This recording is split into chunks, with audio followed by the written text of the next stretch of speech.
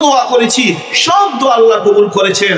তবে আফসোসের বিষয়, একটা দোয়া এখনো কবুল হয় নাই। ইমাম আহমদ ইবনে হাম্বল, যার 2.5 লক্ষ হাদিস মুখস্থ ছিল, ইমাম আহমদ ইবনে হাম্বল বলেন, আচ্ছা তোমার কোন দোয়াটা মুখস্থ হয় নাই?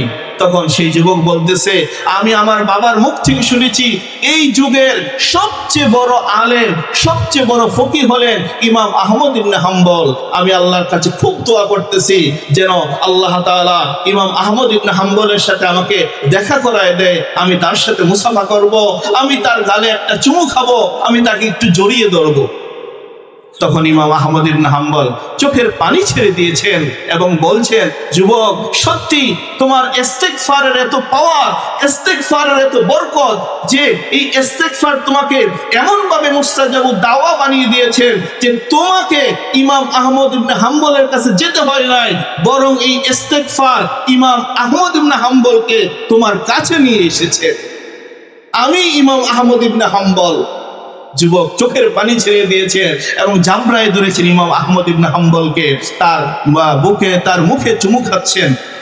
প্রিয়ারা হাজিরিন, আমার বলার উদ্দেশ্য, আমরাও যদি শুধু এতটুকু যদি কেউ বলে আস্তাগফিরুল্লাহ আস্তাগফিরুল্লাহ আস্তাগফিরুল্লাহ, তাহলেও তার ইস্তেগফারের হক আদায় হয়ে যাবে। তাহলে আমাদের এই সবক থাকবে, আমরা কি বলবো সব কাজে? আস্তাগফিরুল্লাহ আস্তাগফিরুল্লাহ। আরেকটা আমল আপনাদেরকে বলেই শেষ করব। আল্লাহ রাসূল বলতেছেন, এই সাহাবীরা শোনো, যারা সামনে আছো, ডানে আছো, বামে আছো, শোনো, কে আছো এমন হিম্মত রাতের বেলা ঘুমানোর পূর্বে 1000 আয়াত তেলাওয়াত করে তারপরে ঘুমাবে? কোরআনে আয়াত কয়টা? 6236টা আয়াত। 1000 আয়াত তেলাওয়াত করে ঘুমানো সম্ভব? আল্লাহ রাসূল দেখেন কেউ হাত তোলে না, সামনে কেউ হাত তোলে না, ডানের সাহাবীরা বসে আছে হাত তোলে না, বামে সাহাবীরা বসে আছে হাত তোলে না, কেউ হাত তোলে না। আসলে এটা তো সম্ভব না। আল্লাহ রাসূল বলেন, ঠিক আছে, কে আছো এমন রাতের বেলা ঘুমানোর পূর্বে সূরা তাকাসুর তেলাওয়াত করে তারপর ঘুমাবে? সবাই হাত তুলেছে। সহজ সূরা তাকাসুর, 30 পারা ছোট্ট একটি সূরা, 8টা আয়াত মাত্র আছে। আল্লাহ রাসূল সাল্লাল্লাহু আলাইহি ওয়াসাল্লাম বললেন, কেউ যদি রাতের বেলা সূরা তাকাসুর তেলাওয়াত করে ঘুমায়, আল্লাহ তাআলা 1000 আয়াত তেলাওয়াতের সওয়াব তাকে দিয়ে দেবে। তাহলে করব না? আরেকটা ছোট্ট দরুদ বলবো। কেউ যদি একবার এই দরুদটা পড়ে, তাহলে আল্লাহ তাআলা সাথে সাথে 70 জন ফেরেশতা নির্ধারণ করে দেয়। এই 70 জন ফেরেশতা 1000 দিন পর্যন্ত তার জন্য নেকি লিখতে থাকে। ক্লান্ত হয়ে যায় আবার লেখে, ক্লান্ত হয়ে যায় আবার লেখে। একবার দরুদটা পড়বেন, 40 জন ফেরেশতা একেবারে 1000 দিন পর্যন্ত আপনার জন্য নেকি লিখতে থাকবে। এটা জানা দরকার আছে। ছোট্ট দরুদ বলবো, এটা তো মানে শুধু শুধু বলা যায় না, টাকা পয়সা লাগবে না। আপনার প্রেসক্রিপশন করেন, ডাক্তারের কাছে যান, MBBS FRCS, তারা 2 মিনিট 3 মিনিট আপনার সাথে কথা বলে, আপনি 1000-1500 টাকা ভিজিট নেয়। তা এত বড় একটা ফজিলতের কথা বলবো যে একবার ছোট্ট দরুদটা পড়বেন আর 40 দিন পর্যন্ত, এরকম 1000 দিন পর্যন্ত 40 জন ফেরেশতা আপনার জন্য নেকি লিখতে থাকবে। এটা কি এমনি বলবো? কি বলেন মুরব্বীরা, কি বলেন? প্রধান অতিথি, তারপর সভাপতি, আপনারা কি বলেন? বলবো? আচ্ছা, এই শর্তে বলে দেব যে আপনারা আমল করবেন, আমাদের জন্য দোয়া করবেন, আর বিশেষ করে ইন্টারন্যাশনাল হিফজুল কোরআন ইনস্টিটিউট মাদ্রাসার পাশে থাকবেন, এই মাদ্রাসার জন্য দোয়া করবেন। দরুদটা একটু মুখস্থ করে ফেলি সবাই, বলবো? শর্ত যেন মনে থাকে, এই মাদ্রাসার পাশে থাকবেন, এই মাদ্রাসার জরুরতগুলো যেন আল্লাহ তাআলা পূরণ করে, এর জন্য দোয়া করবেন। দরুদটা হলো, সবাই বলি, জাযাল্লাহু আন্না মুহাম্মাদান।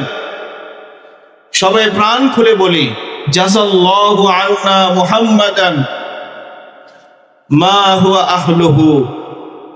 বাস এতটুকুই। আবার বলি, সবাই উচ্চ স্বরে বলি, জাযাল্লাহু আন্না মুহাম্মাদান মা হুয়া আহলুহু। জাযাল্লাহু আন্না মুহাম্মাদান মা হুয়া আহলুহু। জাযাল্লাহু আন্না মুহাম্মাদান মা হুয়া আহলুহু। জাযাল্লাহু আন্না মুহাম্মাদান মা হুয়া আহলুহু।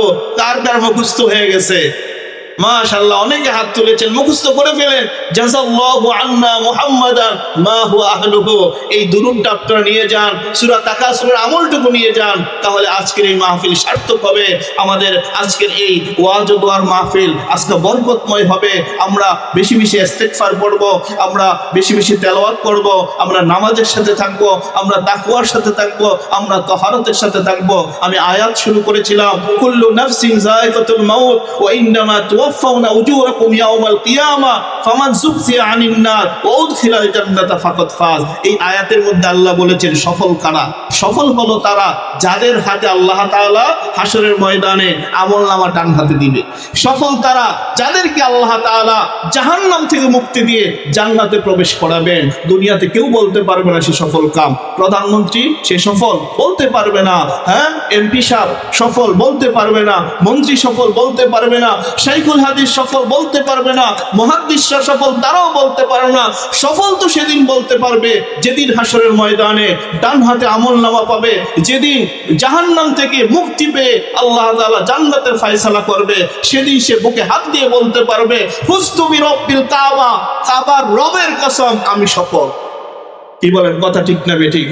যেদিন যেদিন জান্নাতের 8টা দরজা থেকেই আমাকে ডাকবে, আসো আমার দরজা দিয়ে ঢুকো, আসো আমার দরজা দিয়ে ঢুকো, আল্লাহ তাআলা জান্নাতের ফয়সালা করে দিবে, সেদিন আমি আর আপনি বলতে পারবো ফুস্তু বিরব্বিল কাবা, কাবার রবের কসম আমি সফল, কাবার রবের কসম আমি সফল।